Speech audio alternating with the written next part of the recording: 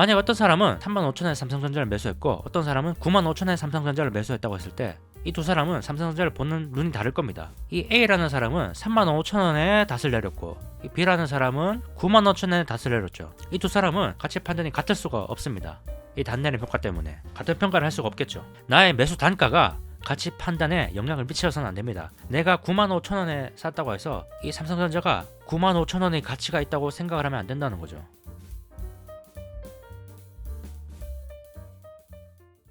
그리고 가용성 휴리스틱이라는 것도 있습니다. 휴리스틱 중에 이런 가용성 휴리스틱이라는 게 있다는 거죠. 잘 생각나는 것에 높은 비중을 두는 편향입니다. 이런 거죠. 사람들은 감기보다 비행기 사고로 죽는 것을 더 걱정한다. 왜 그럴까요? 감기로 죽었다는 사람은 잘 이야기를 못 듣지만 비행기 사고는 드문 일이지만 뉴스에 나오죠. 큰일처럼 보도가 되죠. 쉽게 떠오르는 것을 더 일어날 가능성이 높다고 생각하는 것이 바로 가용성 휴리스틱입니다. 이런 것 때문에 이제 보면은 이런 문제들이 생기죠. 비행기 사고가 나고 나면은 사람들이 비행기를 잘 안 타려고 하는, 실제로는 감기로 죽는 사람이 더 많은데도 비행기를 더 무서워하는 현상이 생기죠. 실제로 9.11 테러 이후에 테러 보험 가입이 늘었다고 합니다. 가용성 휴리스틱이죠. 어떤 사고가 일어났을 때 보험 가입률이 올라간다고 하네요. 또 폭락 이후에 폭락에 대비하기 위해서 현금 보유량을 늘리란다거나 이런 게 아주 최악이죠. 또 이 부부 싸움을 하는 이유도 가용성 휴리스틱으로 설명을 할 수 있습니다. 이 부부들한테 남편 아내한테 이렇게 물으면은 누가 더 가사 기여 비율이 높은가, 누가 더 집안일을 많이 하는가라는 질문이죠. 이를 질문했을 때 서로 자기가 높다고 하죠. 왜냐면은 내가 한 것밖에 떠오르지 않으니까요. 당연하게 상대방이 한 거는 쉽게 떠오르지 않고 내가 한 건 쉽게 떠오르니까 내가 한 게 당연히 더 많다고 생각하는 거죠. 둘 다 서로 이렇게 생각했을 때 부부싸움이 일어나는 겁니다. 가용성 휴리스틱입니다. 또 여기서 재밌는 실험이 있는데요. 이런 실험입니다. 피험자들한테 자신이 단호하게 행동했던 순간을 12가지 생각해보라 라고 하고, 다른 시험군한테는 자신이 단호하게 행동했던 순간을 3가지 기억해보라, 이렇게 각각 질문을 한 겁니다. 자, 그러면 12가지를 떠올리는 사람은 어떤 프로세스, 어떤 사고 절차를 겪게 될까요? 이렇게 되겠죠. 12개를 떠올리기는 쉽지가 않죠. 아무리 단호한 사람이라도. 12개를 떠올리려면 과거 일까지 다 끄집어내서 생각을 해야 될 겁니다. 그게 뭐를 의미할까요? 12개를 생각하는데 오래 걸리고 과거까지 뒤져서 생각을 해야 된다 라는 게 뭐를 의미할까요? 시스템 2가 작동을 하는 거죠. 12개를 떠올린 사람들은 더 단호하지 않다고 느꼈습니다. 12개를 떠올리기가 쉽지 않았기 때문이죠. 반면에 3가지는 금방 떠올릴 수 있습니다. 3가지를 떠올렸던 사람은 자신을 단호하다고 생각했습니다. 실험 결과가 그랬다는 거죠. 우리가 언뜻 생각했을 때는 12개나 떠올렸기 때문에 더 단호하다고 생각할 것 같고 3개밖에 떠오르지 않았기 때문에 단호하지 않다고 생각할 것 같았지만, 실제로는 내가 그 행동을 떠올리는데 얼만큼 노력이 필요했냐가 더 중요했다는 겁니다. 떠올린 그 가지수보다. 이건 시스템 1이 작동한 결과죠. 시스템 1은 단순하게 떠올리기 어렵기 때문에 그럴 가능성이 더 낮다고 판단한 겁니다. 내가 단호하게 행동했던 순간이 잘 떠오르지 않는 이유는 그런 순간이 잘 없기 때문이야, 내가 단호하지 않기 때문이야 라고 생각을 했다는 거고, 내가 3가지를 쉽게 떠올렸던 이유는 내가 단호하기 때문에 잘 떠올랐을 거야, 이렇게 생각을 한다는 거죠. 시스템 1은. 이것도 역시 가용성 휴리스틱에 영향을 받은 겁니다. 쉽게 떠오르기 때문에 더 높은 비중을 둔 거죠. 떠올리기 어려운 일은 비중을 낮게 두고 떠올리기 쉬운 일은 높은 비중을 둡니다. 가용성 휴리스틱이 시스템 1과 2에 미치는 영향입니다. 여기서 문제를 조금 바꿔봤습니다. 어떤 식으로 바꿨냐면, 자신이 단호하게 행동했던 순간을 12가지 떠올려 보세요 라고 한 다음에 아주 시끄러운 음악을 틀어놓은 겁니다. 아주 시끄러운 음악을 틀었더니 이 사람들은 12가지를 떠올리는데 오래 걸렸음에도 자신들이 단호하다고 믿었다는 거죠. 왜 그럴까요? 왜 이런 결과가 나왔을까요? 앞서 음악이 없었을 때는 떠올리기 어려운 이유가 그런 경우가 잘 없기 때문에 내가 떠올리기 어려운 거다라고 생각을 했지만은, 시끄러운 음악이 들릴 때는 그냥 이 음악이 정신을 사납게 하기 때문에 떠올리기 어렵다라는 걸 생각한 거죠. 내가 아니라 음악 때문이라고 생각한 거죠. 그랬더니 사람들은 자신들이 더 단호하다고 믿더라. 아주 재밌죠. 가용성 휴리스틱이라는 편향은 여러 문제를 만듭니다. 만약에 좋아하는 기업이 있다고 생각해보죠. 좋아하는 기업, 뭐 테슬라라든지 애플, 삼성전자가 될 수도 있고요. 그런 기업이 있다면은 우리는 평소에 좋아하기 때문에 그 기업의 리스크는 별로 생각하지 않게 됩니다. 리스크를 생각하지 않았다는 거는 그 기업의 리스크가 뭡니까? 라는 질문을 받았을 때 우리가 떠올리기 어렵다는 거죠. 실제로 그 리스크가 중요한 게 아니라 떠올리기 어렵다는 이유만으로 우리는 그 리스크를 낮게 평가할 수 있다는 거죠. 쉽게 떠올려지지 않아서 가능성이 낮다고 생각하거나 떠올라도 높은 비중을 두지 않게 됩니다. 그 순간 우리는 의도적으로 시스템 1을 작동시켜야 됩니다.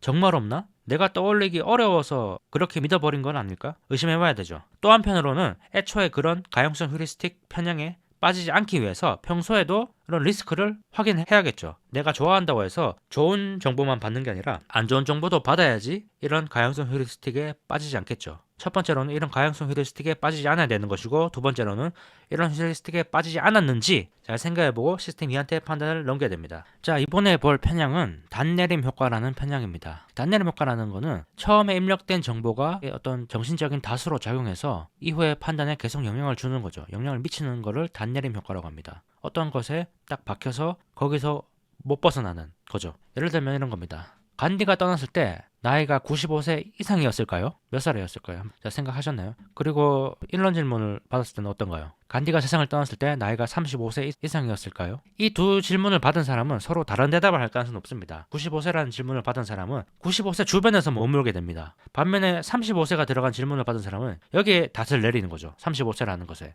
그래서 여기서 많이 못 벗어나게 됩니다. 이걸 의도적으로 할 수 있다는 거죠. 질문자가. 어떤 게 있을까요? 예상치가 적힌 보고서 같은 거. 그 숫자에 영향을 받을 수 있겠죠. 만약에 어떤 회사가 자신의 실적 전망을 할 때 어떤 숫자를 제시하겠죠. 그러면 그 투자자들은 의도하지 않아도 싫어도 거기에 닷을 내릴 수밖에 없습니다. 그 숫자에. 이런 것도 있겠죠. 증권사들이 매년 이런 전망을 하죠. 하반기, 상반기. 우리들은 이런 숫자에 닷을 내릴 수 있습니다. 이런 숫자에 집중을 하다 보면은. 이런 숫자에 영향을 받으면 안 됩니다. 또 이런 것도 있겠죠. 만약 어떤 사람은 35,000원에 삼성전자를 매수했고 어떤 사람은 95,000원에 삼성전자를 매수했다고 했을 때 이 두 사람은 삼성전자를 보는 눈이 다를 겁니다. 이 A라는 사람은 35,000원에 닷을 내렸고 이 B라는 사람은 95,000원에 닷을 내렸죠. 이 두 사람은 가치 판단이 같을 수가 없습니다.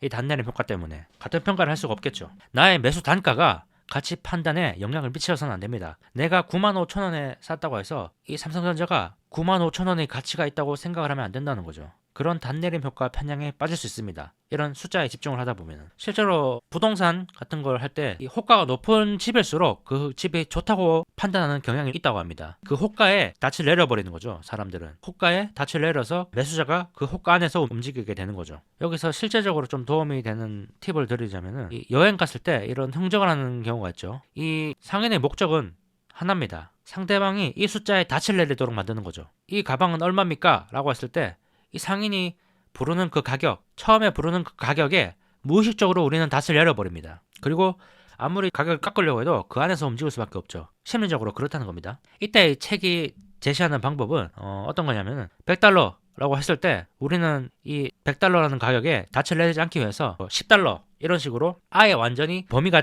다른 가격을 제시함으로써 상대방 의도에 흔들리지 않으려고 하죠. 보통 이게 제일 안 좋은 거라고 합니다. 근데 저자는 이게 안 좋고 이렇게 하면은 오히려 그냥 상대방이 말하는 범위 내에서 끌려갈 수밖에 없다고 하네요. 그럴 때는 협상이 끝났다는 걸 분명히 보여주는 게 중요하다고 합니다. 그 가격으로 시작하지 않을 거라는 걸 보여준다는 거죠. 예를 들면 상인이 얼마 제시했을 때 그 가격을 듣고 그냥 간다고 하는 겁니다. 이 협상은 끝이야. 나는 그 가격으로 절대 시작할 수 없어. 짜증내면서 화내면서 그냥 가는 거죠. 가면은 그 상인이 잡겠죠. 그러면 이제 협상을 다시 시작하는 겁니다. 이게 가장 좋은 방법이라고 해요. 단내림 효과 편향에 빠지지 않는 가장 좋은 방법이라고 합니다. 협상이 끝났다는 걸 알리는 거죠. 자, 그리고 평균으로의 회귀 편향도 있습니다. 평균으로 회귀라는 거는 모든 것은 이제 평균으로 수렴하려는 성격이 있다는 그런 이론이죠. 주가도 평균으로 회귀하고 어떤 사람들의 성적도 시험 성적도 평균으로 회귀를 한다는 그런 이론이죠. 이론인데 이 평균으로 회귀를 잘 보여주는 어떤 사례가 있습니다. 이 저자가 데니얼 카너먼이 이 전투조종사 교관들을 평가하고 생도들을 평가하는 그런 부대에서 일을 했었는데 그때 이 교관들한테 이렇게 얘기를 했답니다. 카너먼이 혼내지 말라는 거죠. 혼내는 건 아무 도움도 안 되니까 혼낸다고 해서 더 잘해지는 게 아니니까 혼내지 마라. 역효과만 날 뿐이다 라고 얘기를 하니까 이 교관이 그렇지 않다. 내가 실제로 혼내봤더니 조종사들이 혼내니까 잘해지더라. 그리고 반대로 칭찬하니까 잘 못해지더라. 이렇게 카너먼한테 반대 의견을 제시했다는 거죠. 카너먼이 혼내지 마라고 하니까. 어떻게 동의를 하시나요? 혼냈더니 나아지더라. 칭찬했더니 오히려 못해지더라. 데니얼 카너먼은 그건 아니라고 하죠. 그거는 착각일 뿐이라고 하죠. 카너먼에 따르면은 이것은 평균으로 회귀 때문에 그렇습니다. 이 교관은 평균 범위 내에서 못하면은 혼내지 않겠죠. 하지만 평균을 벗어나서 이례적으로 못하면은 혼낼 겁니다. 중요한 거는 그 사람이 혼났다는 게 아니라 이례적으로 못했다는 거죠. 이례적으로 못했다는 거는 만약 이후에 그 못했던 사람이 잘해진다면은 이것은 혼나서 잘해진 것이 아니라 이례적으로 못했던 것이 그냥 평균으로 돌아왔을 뿐이라는 거죠. 같은 이유로 이례적으로 잘하면은 칭찬을 받을 겁니다. 이례적으로 잘했던 거는 반복되기 힘들죠. 이례적인 것은 반복되기 힘들기 때문에 평균으로 돌아옵니다. 그렇기 때문에 이례적으로 잘한 사람한테 칭찬을 하고 이례적으로 못한 사람한테 혼을 내면 평균으로 돌아오죠. 다시 말하면 교관이 칭찬을 하던 혼을 내던 생도들은, 이 훈련생들은 같은 결과를 냈을 겁니다. 교관은 무작위적인 사실관계에 인과적인 해석을 붙인 것뿐이죠. 자신이 그렇게 안 했더라도 이런 결과가 나왔을 건데 거기에 인과적인 결과를 붙인 겁니다. 내가 혼내서 잘해진 거야, 칭찬해서 못해진 거야 라고 이런 해석을 붙인 것뿐이죠. 그런 저주, 그런 이야기 들어본 적 있으실 건데요. 이 스포츠 잡지에 표지를 장식하고 나면은, 표지에 나오고 나면은 그 사람은 다음에 안 좋은 성적을 거두게 된다는 그런 징크스 들어보셨을 건데, 이것도 평균으로 하기 때문이죠. 이 어떤 사람이 여기에 잘해서 여기 표지에 실렸다고 합시다. 이 사람은 엄청나게 잘해서 이례적인 성적을 거두어서 이례적으로 잘했기 때문에 여기에 표지에 실린 거죠. 그렇기 때문에 이 사람은 그 다음에 그냥 평균으로 돌아간 것 뿐입니다. 잡지 표지에 실렸던 안 실렸던 이 사람은 성적이 평균으로 되돌아갈 가능성이 높겠죠. 이 스포츠 잡지 징크스도 사실은 평균으로의 회귀 때문에 나타나는 현상이라는 거죠. 이 평균으로 회귀를 잘 말해준 사람이 존 보글이라는 사람입니다. 이 사람이 인덱스 펀드의 창시자라고 불리는 사람인데요. 뱅가드 창업자죠. 이 사람의 책, 모든 주식을 소유하라는 책을 보면 펀드 매니저의 실적을 장기간 조사해서 펀드 선택하는 기준이 어떤 게 좋은지 이런 걸 조사를 해본 거죠. 펀드 매니저 실적으로 펀드를 선택하는 게 과연 좋은 선택인가 라는 걸 알아본 거죠. 결과를 요약하면은 대충 이렇습니다. 특정 연도에 좋은 실적을 냈던 펀드는 다음 해에 나쁜 성적을 낼 확률이 높았고, 특정 연도에 나쁜 실적을 올린 펀드는 다음 해에 좋은 실적을 올릴 확률이 높았습니다. 이 조사 결과가 주는 교훈은 특정 연도에 어떤 펀드가 성적이 좋았고 나빴고를 가지고 펀드를 선택해서는 안 된다는 겁니다. 아무런 인과관계가 없습니다. 단지 그냥 평균으로 회귀할 뿐입니다. 성적이라는 것은. 주식 시세는 어떨까요? 그러면 주식 시세도 평균으로 회귀할까요? 이렇게 생각해 볼 수 있죠. 평균으로 회귀가 맞다면 많이 오른 주식은 평균으로 수렴해 빠질 것이다. 또는 많이 빠진 주식은 평균으로 수렴해 상승할 것이다. 단순하게 이렇게 생각해 볼 수 있죠. 평균으로 회귀를 생각했을 때는 이렇게 생각해 볼 수 있습니다. 평균으로 많이 올랐으면 다시 빠지고 많이 빠졌으면 다시 오르고, 이 평균으로 수렴할 수 있겠죠. 단순하게 생각했을 때. 근데 여기에는 주가에는 다른 요소들이 있습니다. 이 회사의 가치라는 게 있죠. 가치라는 게. 그 회사의 실적은 그 회사의 평균을 반영하겠죠. 그 회사의 평균은 그 회사의 가치를 반영하겠죠. 이 근본적으로 기저에는 이 가치라는 게 있는 겁니다. 주가에는. 이 가치가 계속 올라가는 주식은, 계속 올라가는 회사는 평균이 계속 올라가는 겁니다. 평균이 계속 올라가면은 이 회사가 평균으로, 이 주가가 평균으로 수렴을 하더라도 우상향을 그리면서 수렴을 하겠죠. 이런 식으로. 평균 자체가 올라갔을 수도 있다는 거죠. 그래서 단순히 이전의 가격만 보고 평균으로 회귀할 거라고 생각해서는 안 되는 겁니다. 5만 원이라는 기준을 정해놓고 거기서만 왔다 갔다 그러면 안 되고, 이 회사의 실제 가치가 지금 어느 정도 돼 있는가라는 걸 평가를 해야 된다는 거죠. 실제 가치가 올라갔을 수도 있습니다. 그럼 평균이 올라갔으니까 거기에 또 수렴을 하겠죠. 반대로 평균이 낮을 수도 있겠죠. 이런 식으로. 그러니까 단순히 많이 빠졌다는 이유로 사서는 안 된다는 겁니다. 단순히 많이 올랐다는 이유로 팔았어도 안 된다는 거고요. 엔비디아가 많이 올랐다고 해서 단순히 팔으면 안 된다는 겁니다. 이 평균이 계속 올라갈 수가 있으니까요. 어떤 회사의 주식을 실적을 이렇게 보다가 회사 실제 가치가 많이 빠졌는데 가치가 많이 빠진 걸 생각 못하고 그냥 가격이 많이 빠졌다는 이유로 사면 안 된다는 거죠. 평균은 이렇게 수렴할 수 있습니다. 주가가 최악이죠. 평균 자체가 많이 낮아졌을 수 있기 때문에 이전의 잣대로 평가해서는 안 된다는 겁니다. 미국 기업들이 이토록 계속 상승하는 이유는 기저이라고 할 수 있는 실적, 즉 평균치가 계속 상승했기 때문입니다. 평균으로 회귀는 하지만 가치를 수렴하면서 평균으로 회귀를 한다는 거죠. 주가는 그렇다는 거죠.